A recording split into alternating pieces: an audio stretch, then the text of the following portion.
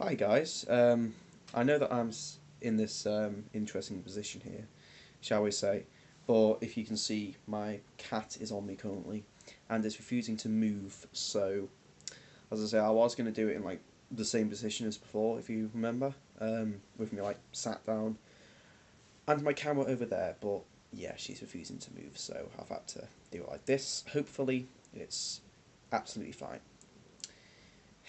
Yes, you're very cute.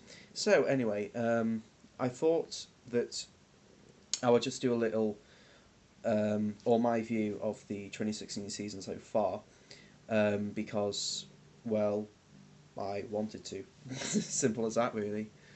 But no, I was planning. I don't know if I told you guys. I was planning on doing like a little roundup of the races and qualifying sessions.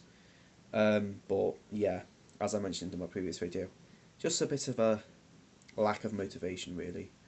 Um, so I might start that like doing a roundup of every session and qualifying and race um, from China onwards. But as I say, I can't promise anything, so we'll have to wait and see on that. But yeah, for now, just going to do a little roundup of Australia and Bahrain.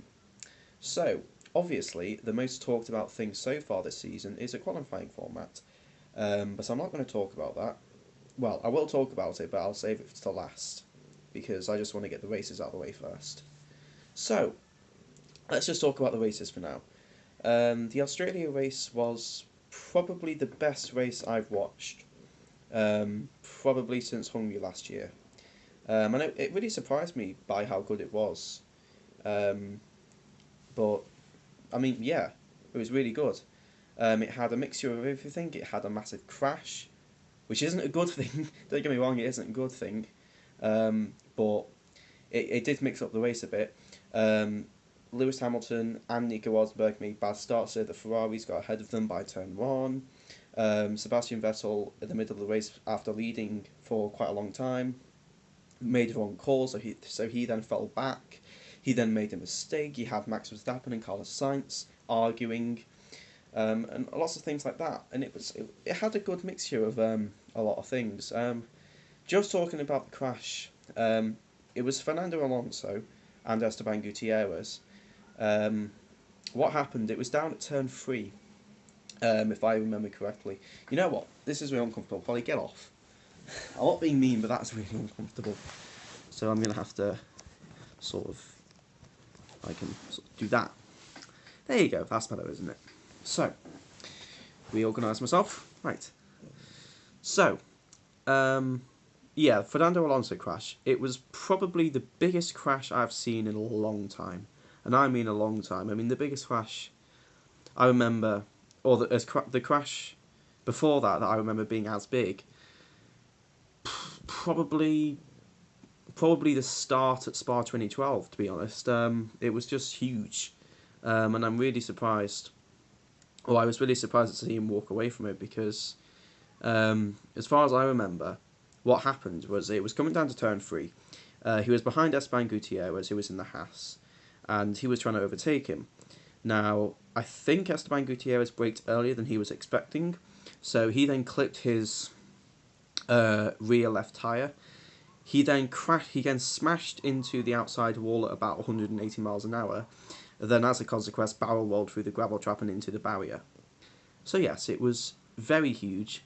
I remember I had my heart in my mouth because when they showed it, or when they cut to the scene, it only showed Esteban Gutierrez's. I can't even speak. When it showed his car in the gravel trap, you could only see his car, and there was only a little bit of damage at the rear. So I just thought, oh, he just had a bit of a spin. But then after that, it cut to the scene of a crumpled car in the barriers, and I mean very crumpled. So yes, my heart was in my mouth at that moment. But Fernando Alonso, he being the guy he is, he got out pretty much instantly, which was great to see. Um, so yeah, I'll talk a bit more about that later because there's a bit more to talk about on that subject.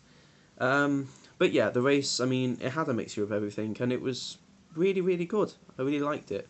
I could only watch the highlights though because we didn't have Sky in our house. We got rid of it in like, I think it was 2013 we got rid of it. So from then onwards, I had to watch the BBC.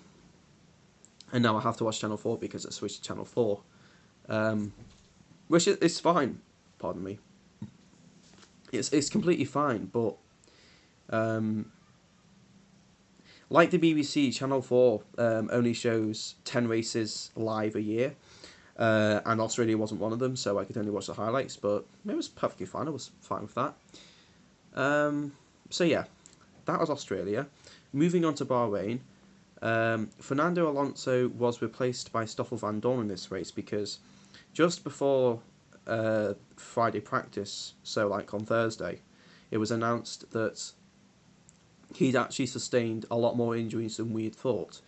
I think he had like 5 broken ribs or something like that.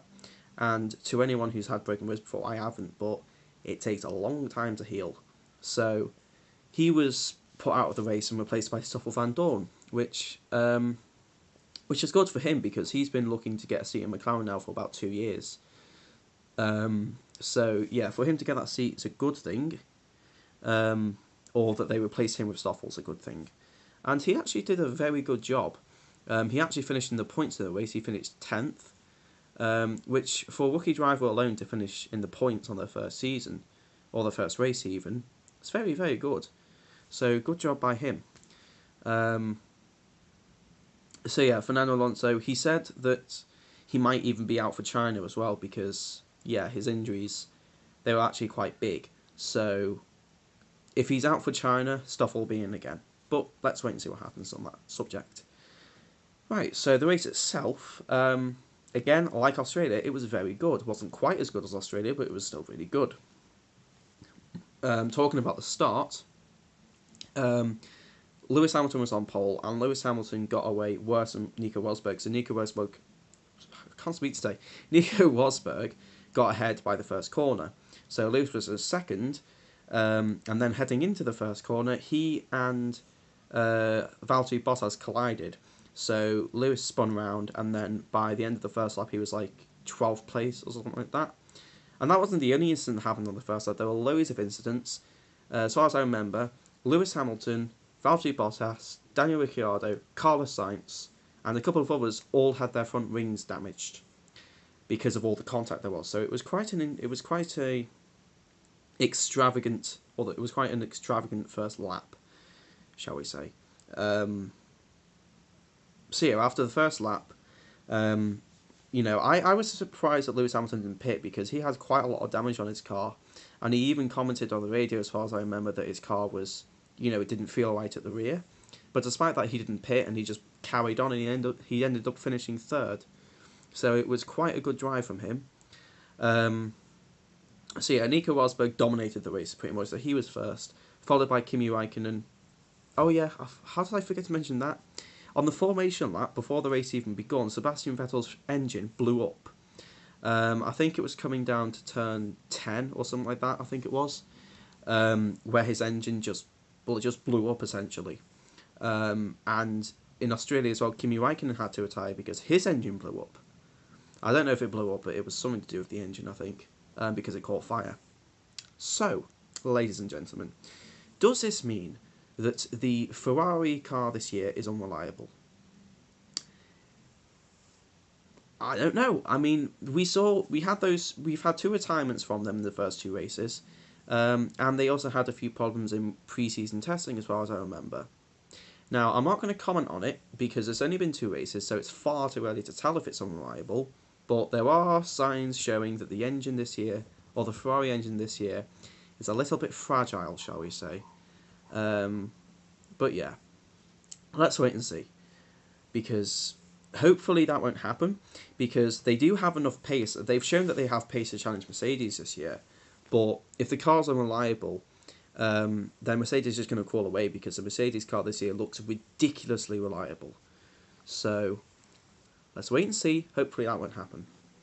But yeah, and then Romain Grosjean, again, like in Australia, finished in the points, but in Australia he finished 6th, and in Bahrain he finished 5th. Now let's not forget, Haas is a brand new team. It's a brand new car designed by Dallara, the chassis builder, and they also, I'm pretty sure Dallara also designed the 2010 HRT car, which was utterly shit. So for the car to be this quick, and for Romain Grosjean to do this well in the brand new car is unbelievable, because they are now, as far as I know, 4th or 5th in the Constructors, and Romain Grosjean's tied 4th place in the Championship as well. How? Just how have they done that? I mean, I know that Haas has a lot of connections to Ferrari, but, you know, they have to build the car themselves and they have to make all the parts and things like that. So, yeah, it's unbelievable that they're doing this well. I thought they were going to be behind Sauber. But Sauber, yeah. They didn't score any points in Australia and they didn't score any points in Bahrain Sauber. And the car this year, to me, looks by far the worst car. I mean, you could argue that the Manor's the worst car, but Pascal Wehrlein did, in my opinion, a superb job in Bahrain. He qualified 16th, which, as I say, was very, very good. And he finished 13th, but he was actually able to battle with the Force Indias, as far as I remember. A Manor battling a Force India. I never thought I'd see that. But yeah, I mean, it shows that the car this year has a lot of potential. The Sauber car, as Felipe Nasr commented on the radio in Bahrain, it's shit. Well, he didn't say that. He said that it's awful to drive. So effectively, he's saying it's shit. And I don't know how, because it's very similar to the 2015. Let's just move on from that. The Sauber car this year is awful. Let's just say that. Hopefully they can be better in the next 3 races. So yeah, Australia and Bahrain have shown so far that this season is going to be very, very good. As long as they can sort out the fucking qualifying. Because now we can talk about that.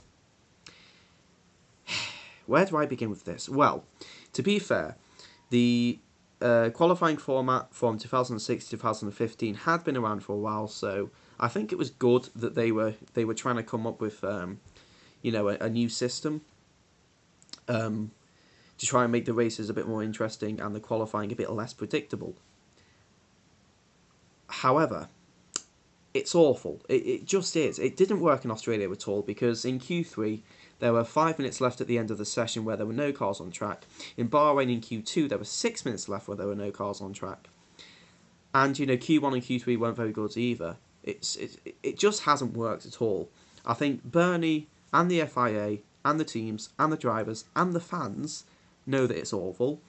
And hopefully it's going to change by China, because it was supposed to change by Bahrain, but for some reason the FIA, being the FIA, didn't change it.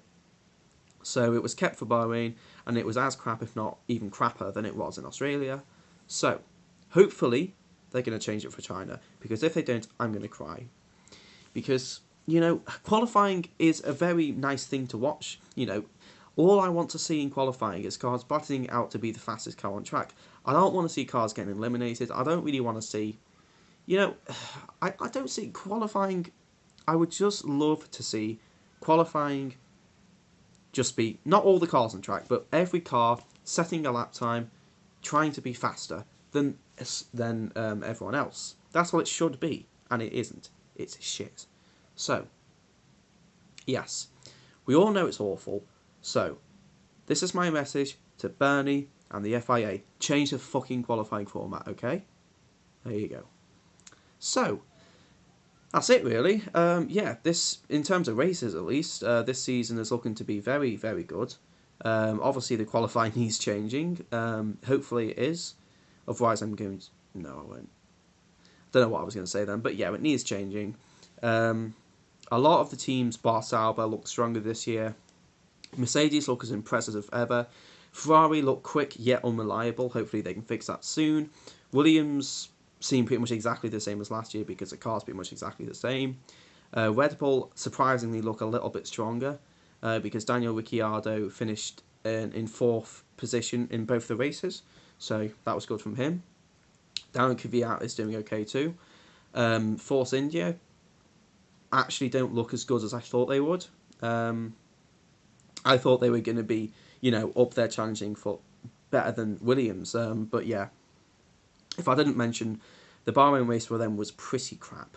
I think they finished 15th and 16th. But let's not underestimate them, because I think that was just a bad race for them. Renault, unsurprisingly look like last year's Lotus, but with a crapper engine. So at the moment they're just outside the points. They've been just outside the points for both races. Hopefully they can get in them soon. Toro Rosso look very strong. I think they've just had a bit of bad luck for the past 2 races. Hopefully it'll get better. Sauber are awful. Manor look better than last year, as do McLaren, and Haas look surprisingly quick. So, it all looks like it's going to be interesting. I hope the next few races are going to be as good as the ones before. Because let's be honest, if the qualifying's that bad and the race is going to be bad, then no one's going to watch F1 anymore, are they? Really? Doesn't help with that new fucking Sky deal, but I may save that for another video. So, yes. That's this video pretty much done, so thank you for watching. I can't really guarantee when my next video is going to be, being me. Hopefully in the next couple of days. In fact, actually, it might be later today, because I really want to have a rant about that new Sky deal at some point soon. But I'll save that for another video. So thank you for watching, and I'll see you later.